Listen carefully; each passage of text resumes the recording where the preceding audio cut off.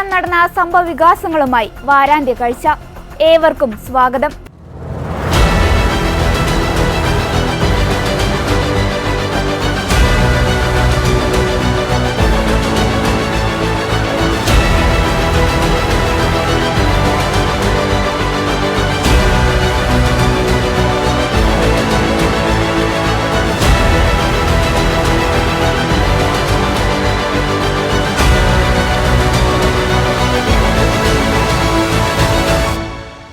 നിയമസഭയിൽ PP kit വീണ്ടും ചർച്ചാ വിഷയമായി.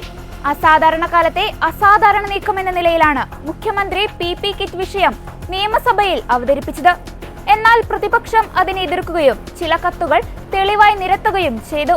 തുടർന്ന് CAG റിപ്പോർട്ട് പുറത്തു വന്നപ്പോഴും കേരളത്തിന് 10 കോടിയിലധികം നഷ്ടമാണ് PP കിറ്റ് വിഷയത്തിൽ വന്നിരിക്കുന്നത്. കോവിഡ് സമയത്ത് PP കിറ്റ് വാങ്ങിയതിൽ ക്രമക്കേടുണ്ടെന്ന് CAG റിപ്പോർട്ട്. പൊതുവിപണിയേക്കാൾ 300% ഉയർന്ന നിരക്ക് നൽകിയാണ് PP കിറ്റ് വാങ്ങിയതെന്ന് CAG റിപ്പോർട്ടിൽ പറയുന്നു. ഇതിലൂടെ 10.23 കോടി രൂപയുടെ അധിക ബാധ്യതയാണ് സംസ്ഥാനത്തിനുണ്ടായത്. 2020 മാർച്ച് 28-ന് 550 രൂപയ്ക്ക് വാങ്ങിയ PP കിറ്റ് മാർച്ച് 30-ന് മറ്റൊരു കമ്പനിയിൽ നിന്ന് 1550 രൂപയ്ക്കാണ് വാങ്ങിയതെന്നും ചൂണ്ടിക്കാട്ടുന്നു. 2 ദിവസത്തിനുള്ളിൽ PP കിറ്റിന്റെ വില 1000 രൂപ കൂടി. കുറഞ്ഞ വിലയ്ക്ക് PP കിറ്റ് വാഗ്ദാനം ചെയ്ത കമ്പനിയെ തടഞ്ഞു. സാൻ ഫാർമ എന്ന കമ്പനിക്ക് മുൻകൂറായി മുഴുവൻ പണവും നൽകിയെന്നും CAG റിപ്പോർട്ടിൽ വ്യക്തമാക്കുന്നു. മുഖ്യമന്ത്രിയുടെയും മുൻ ആരോഗ്യമന്ത്രി KK ശൈലജയുടെയും അറിവോടെയാണ് അഴിമതി നടന്നതെന്നും മഹാമാരിയുടെ കാലത്ത് ജനം പകച്ചു നിൽക്കുമ്പോഴാണ് ഒന്നാം പിണറായി സർക്കാർ ഈ പെരുംകൊള്ള നടത്തിയതെന്ന് പ്രതിപക്ഷ നേതാവ് VD സതീശൻ ആരോപിച്ചു.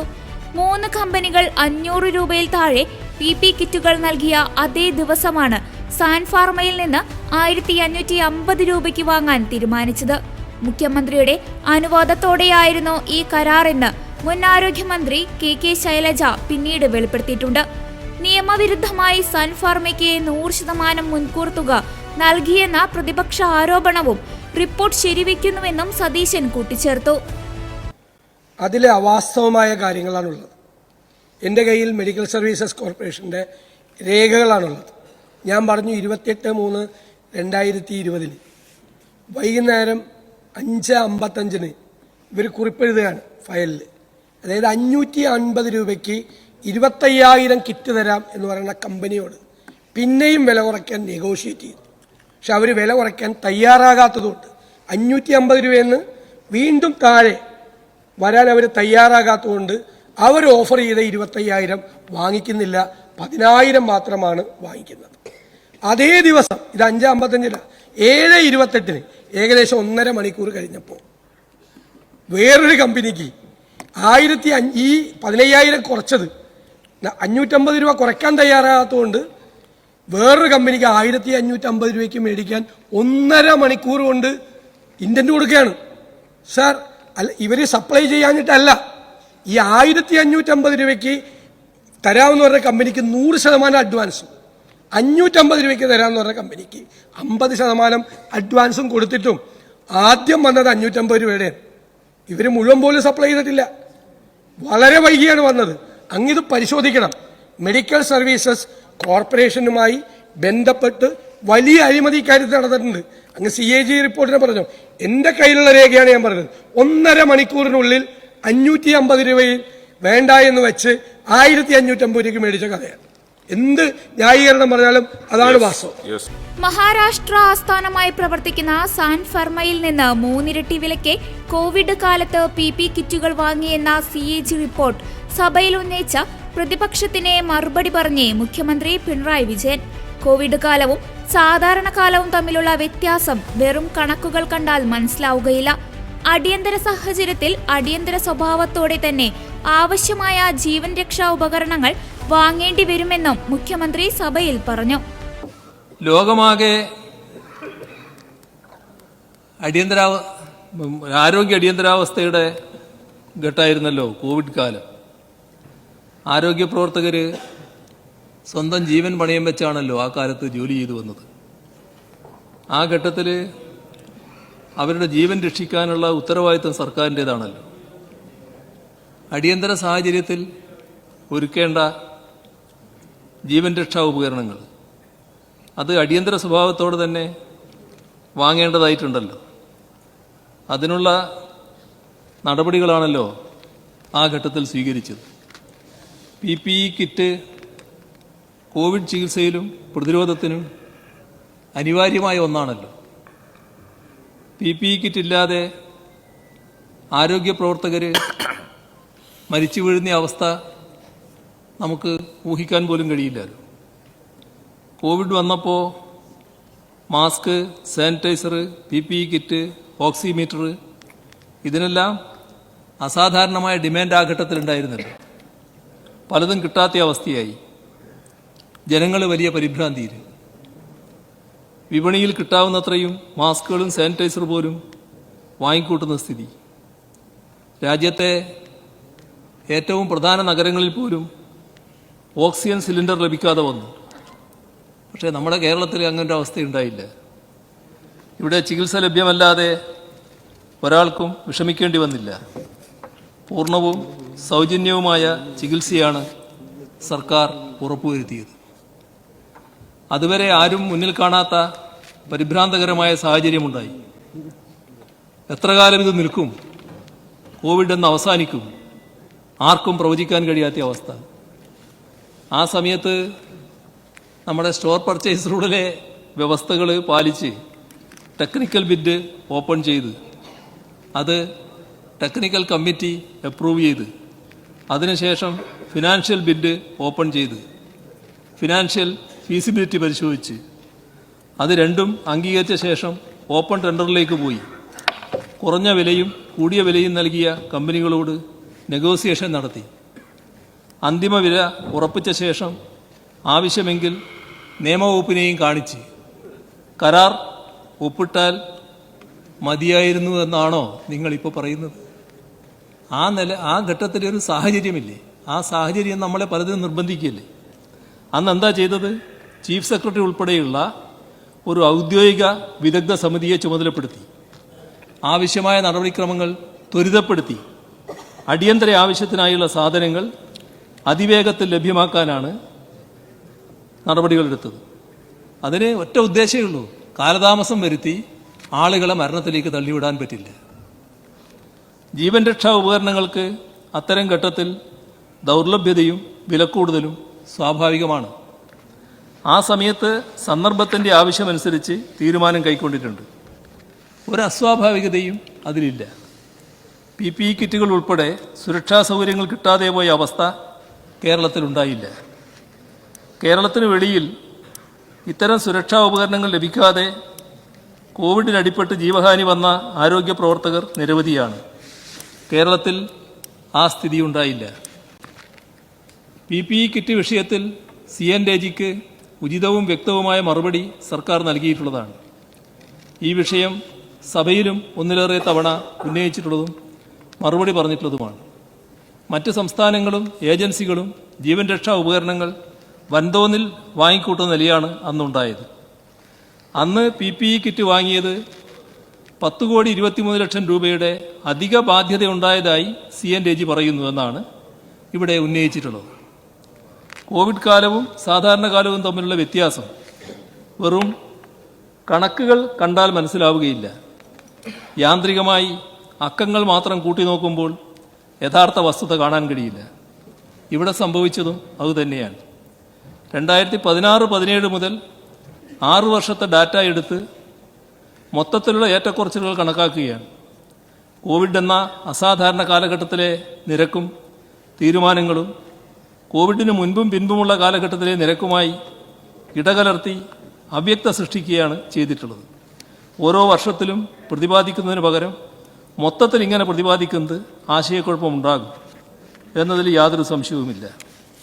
കോവിഡ് മഹാമാരിക്ക് മുൻപുള്ള 545 രൂപ എന്ന മാർക്കറ്റ് റേറ്റ് താരതമ്യം ചെയ്ത് കോവിഡ് കൊടുമ്പിരി കൊള്ളുമ്പോൾ പല അസംസ്കൃത വസ്തുക്കളും ലഭ്യമല്ലാതിരുന്ന സമയത്തോ അല്ലെങ്കിൽ ഗതാഗതം, ഇറക്കുമതി എന്നിവ പ്രയാസം വന്ന സമയത്തോ വന്ന വിലവർധന കണക്കിലെടുക്കാതെയാണ് ഇത്തരത്തിൽ പരാമർശം വന്നത്. ഇക്കാര്യത്തിന് 2023 നവംബറിൽ സർക്കാർ കൊടുത്ത മറുപടിയിൽ കൃത്യമായ വിശദീകരണം നൽകിയിട്ടും വീണ്ടും ഇതേ വിഷയം ഓഡിറ്റ് പരാമർശമായി ഉന്നയിച്ചിരിക്കുകയാണ് CNTG. അവരെ റിപ്പോർട്ടിൽ എടുത്തു പറയുന്ന കാര്യം സൂചിപ്പിക്കാം. 28/3/20 ഒരു കമ്പനിക്ക് 25,000 PPE കിറ്റിന് ഓർഡർ നൽകി. 50% അഡ്വാൻസും കൊടുത്തു. ബാക്കി 50% തുക മുഴുവൻ PPE കിറ്റും കമ്പനി വിതരണം ചെയ്ത ശേഷം കൊടുക്കാമെന്ന ഉറപ്പ് കൊടുത്തു. 19 ദിവസം കഴിഞ്ഞിട്ടും 10,000 എണ്ണം മാത്രം സപ്ലൈ ചെയ്യാനേ അവർക്ക് സാധിച്ചുള്ളൂ. അതിനുശേഷം നിരവധി ഇമെയിൽ, ഫോൺ കോളുകൾ വഴി ഈ കമ്പനിയെ ബന്ധപ്പെട്ടുവെങ്കിലും അവർക്ക് ബാക്കി 50% അതേ വിലക്ക് വിതരണം ചെയ്യാൻ സാധിച്ചില്ല. ഈ ഘട്ടത്തിൽ സർക്കാരിന് PPE കിറ്റ് കിട്ടിയേ തീരൂ. ഓർഡർ ലഭിച്ച കമ്പനിക്ക് PPE കിറ്റ് സപ്ലൈ ചെയ്യാനുള്ള കഴിവില്ലെന്ന അവരുടെ പ്രവൃത്തിയിൽ നിന്ന് ബോധ്യപ്പെട്ടു. ഈ ഉത്തമ ബോധ്യത്തിലാണ് പ്രസ്തുത കമ്പനിയുമായുള്ള പർച്ചേസ് ഉത്തരവ് റദ്ദാക്കിയത്. അവർക്ക് കൊടുത്തതുപോലെ 50% തുക അഡ്വാൻസ് നൽകി മറ്റൊരു കമ്പനിക്ക് 50,000 PPE കിറ്റുകൾ വിതരണം ചെയ്യുന്നതിനുള്ള ലെറ്റർ ഓഫ് ഇൻറ്റന്റ് KMSCL നൽകി. അപ്പോഴാണ് 2020 ഏപ്രിൽ മാസം 15-ാം തീയതി തദ്ദേശീയമായൊരു സ്ഥാപനം PPE കിറ്റ് കുറഞ്ഞ വിലക്ക് ലഭ്യമാക്കാൻ മുന്നോട്ട് വന്നത്. അപ്പോൾ തന്നെ കൂടിയ വിലക്കുള്ള ഓർഡർ ക്യാൻസൽ ചെയ്ത് 37,000 എണ്ണം കുറഞ്ഞ വിലക്ക് വാങ്ങി. ഇതാണ് വസ്തുത. CNTG റിപ്പോർട്ട് അന്തിമമല്ല. നിയമസഭയിൽ സമർപ്പിക്കപ്പെട്ട ഈ റിപ്പോർട്ട് നമ്മുടെ സണ്ണി ജോസഫ് അധ്യക്ഷനായ പബ്ലിക് അക്കൗണ്ട്സ് കമ്മിറ്റിയാണ് പരിശോധിക്കേണ്ടത്. ആ എല്ലാ വിവരങ്ങളും ആ സാഹചര്യങ്ങളുമെല്ലാം അവിടെ പരിശോധിക്കാൻ നിലയെടുക്കാൻ പറ്റും.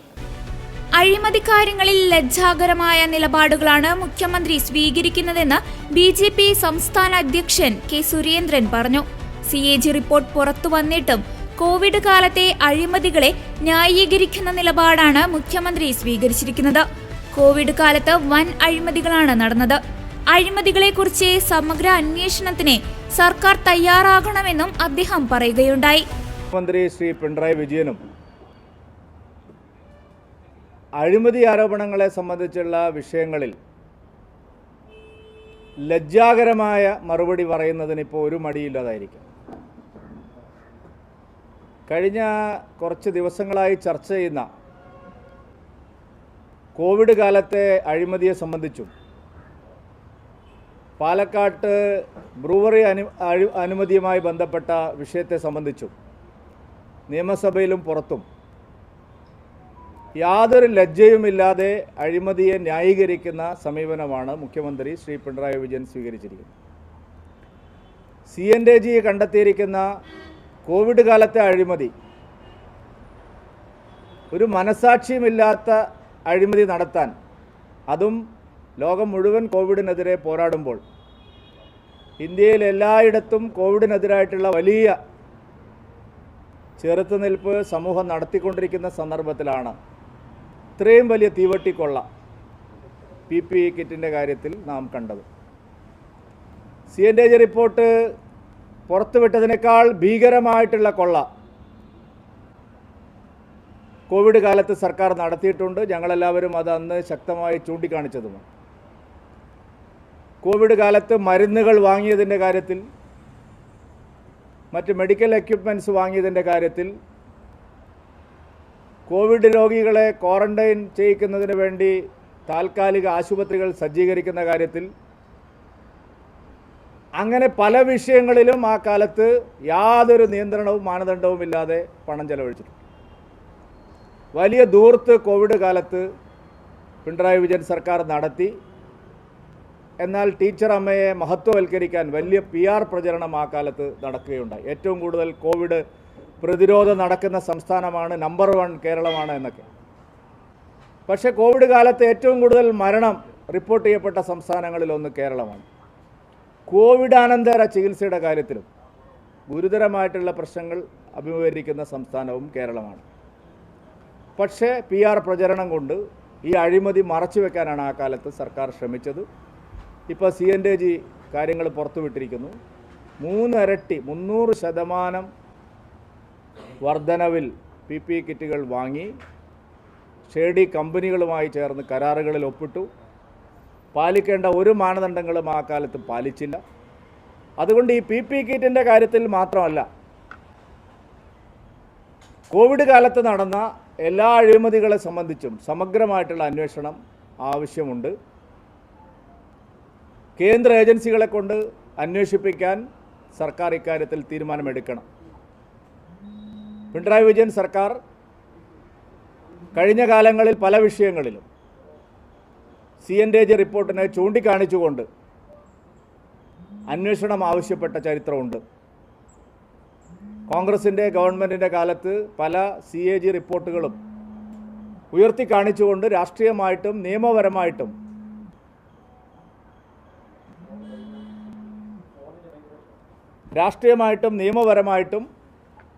അവർ ഈ കാര്യങ്ങളെ സമരങ്ങളും അതുപോലെ നിയമ നടപടികളും സ്വീകരിച്ചിട്ടുണ്ട്.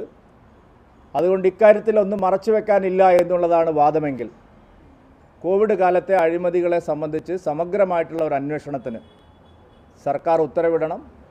കേന്ദ്ര ഏജൻസികൾ കൊണ്ട് അന്വേഷിപ്പിക്കുന്നതാണ് അഭികാമ്യമായിട്ടുള്ളത്. അതിനു വേണ്ടിയിട്ട് സർക്കാർ ഒരു ഉത്തരവിറക്കണം.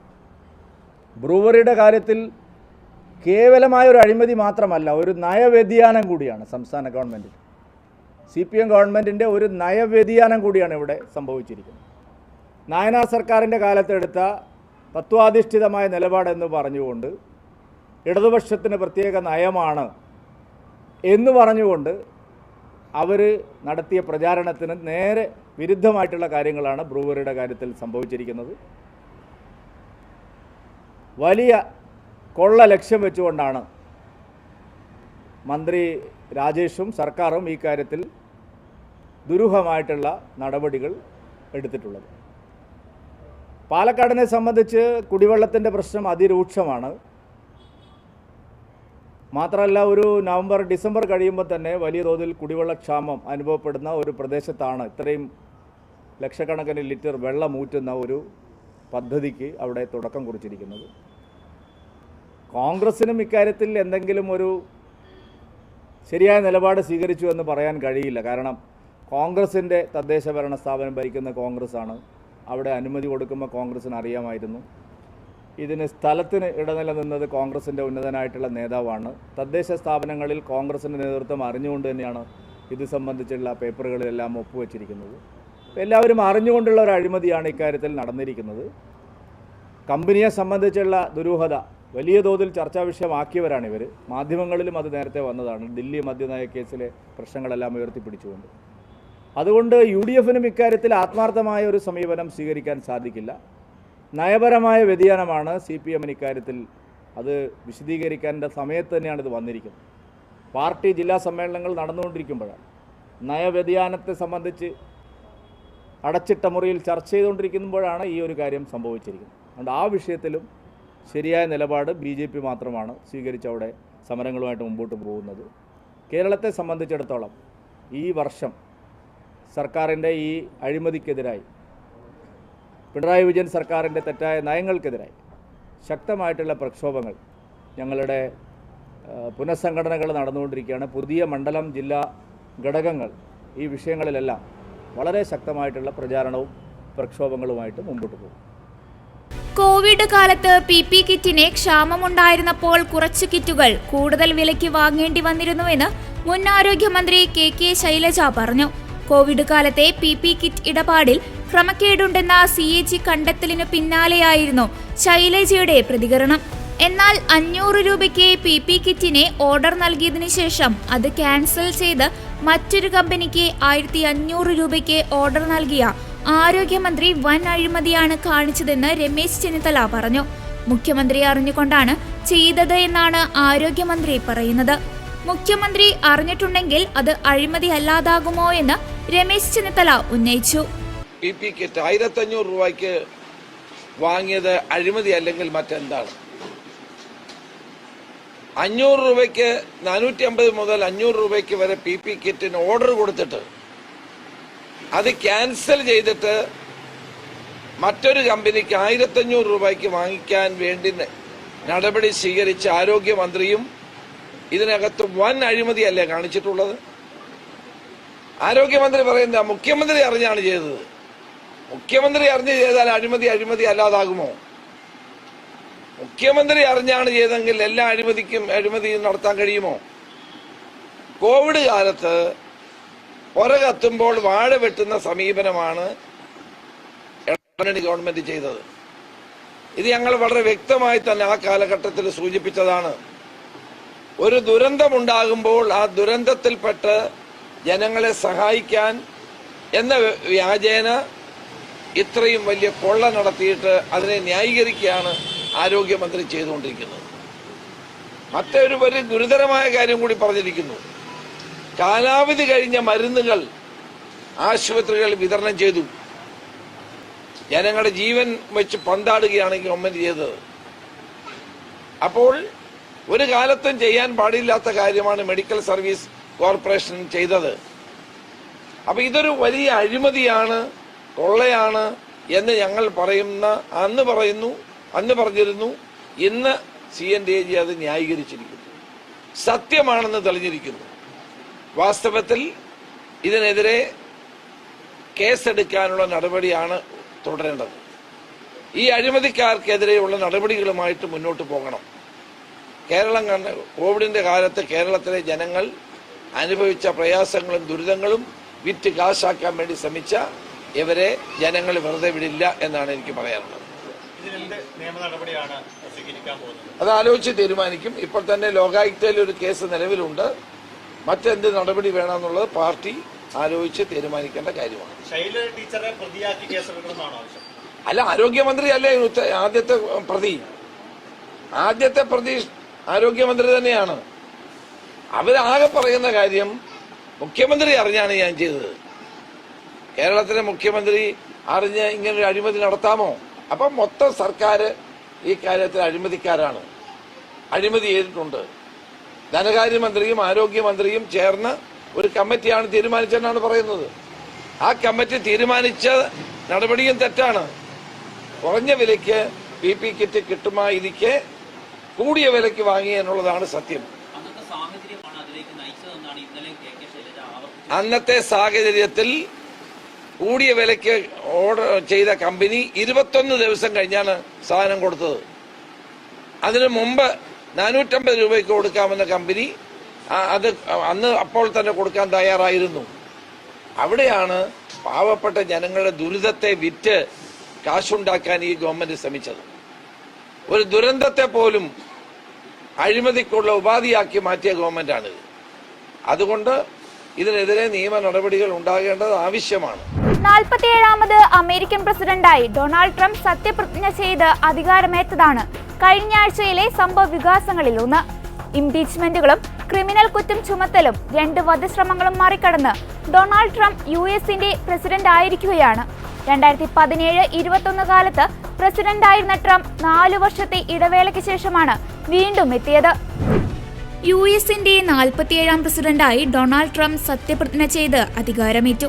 തലസ്ഥാനമായ വാഷിംഗ്ടൺ DC-യിലെ US ക്യാപിറ്റോൾ മന്ദിരത്തിലെ റോട്ടണ്ട ഹാളിൽ നടന്ന ചടങ്ങിൽ ചീഫ് ജസ്റ്റിസ് ജോൺ റോബർട്ട്സ് ആണ് സത്യവാചകം ചൊല്ലിക്കൊടുത്തത്. 1861 എബ്രഹാം ലിങ്കൺ സത്യപ്രതിജ്ഞയ്ക്ക് ഉപയോഗിച്ച ബൈബിളും 1955 തന്റെ അമ്മ നൽകിയ ബൈബിളും തൊട്ടായിരുന്നു ട്രംപ് സത്യപ്രതിജ്ഞ ചെയ്തത്. ഇന്ത്യൻ വിദേശകാര്യമന്ത്രി S. ജയശങ്കർ തുടങ്ങി ലോക നേതാക്കന്മാരും സമ്പന്നരും ഉൾപ്പെടെ നിരവധി പ്രമുഖർ സത്യപ്രതിജ്ഞാ ചടങ്ങിൽ പങ്കെടുത്തിരുന്നു. അമേരിക്കയുടെ സുവർണകാലത്തിന്റെ തുടക്കമാണിതെന്ന് പറഞ്ഞുകൊണ്ടാണ് അദ്ദേഹം പ്രസംഗം തുടങ്ങിയത്. വിശ്വാസവഞ്ചനയുടെ കാലം ഇവിടെ അവസാനിക്കുന്നു. ഇനി മുതൽ പുരോഗതി മാത്രമാണ് അമേരിക്കയ്ക്ക് മുന്നിലുള്ളതെന്നും 2025 ജനുവരി 20 ലിബറേഷൻ ദിനമായിരിക്കുമെന്നും അദ്ദേഹം പ്രഖ്യാപിച്ചു. അതോടൊപ്പം അമേരിക്കയിൽ ഇനി 2 വർഗമേയുള്ളൂ, ആണും പെണ്ണെന്ന് പ്രഖ്യാപിച്ച ട്രംപ് സർക്കാർ രേഖകളിൽ ട്രാൻസ്ജെൻഡറുകൾ ഉണ്ടാവില്ലെന്ന ഉത്തരവിലും ഒപ്പിട്ടു. ലോകാരോഗ്യ സംഘടനയിൽ ഇനി അമേരിക്കയില്ലെന്നും ട്രംപ് പ്രഖ്യാപിക്കുകയുണ്ടായി. അതേസമയം സ്വിംഗ് സ്റ്റേറ്റുകളിലടക്കം തനിക്ക് ഭൂരിപക്ഷം ലഭിച്ചതിനെ കറുത്ത വർഗക്കാർക്കടക്കം നന്ദി പറഞ്ഞാണ് അദ്ദേഹം സംസാരിച്ചത്. തുടർന്ന് അമേരിക്കയിൽ ജന്മാവകാശ പൗരത്വം നിർത്തലാക്കാനുള്ള പ്രസിഡന്റ് ഡൊണാൾഡ് ട്രംപിന്റെ ഉത്തരവ് സ്റ്റേ ചെയ്തു. ജന്മാവകാശ പൗരത്വം നിർത്തലാക്കുന്നത് നഗ്നമായ ഭരണഘടനാ ലംഘനമാണെന്ന് ജഡ്ജ് ജോൺ കോക്നോർ അഭിപ്രായപ്പെട്ടു. നിലവിലുള്ള രീതി അനുസരിച്ച് അമേരിക്കൻ മണ്ണിൽ ജനിക്കുന്ന കുട്ടികൾക്ക് ജന്മാവകാശമായി പൗരത്വം ലഭിക്കും. ട്രംപിന്റെ കുടിയേറ്റ വിരുദ്ധ നടപടിയുടെ ഭാഗമായാണ് ഈ ജന്മാവകാശ പൗരത്വത്തിനും നിരോധനം ഏർപ്പെടുത്തിയത്.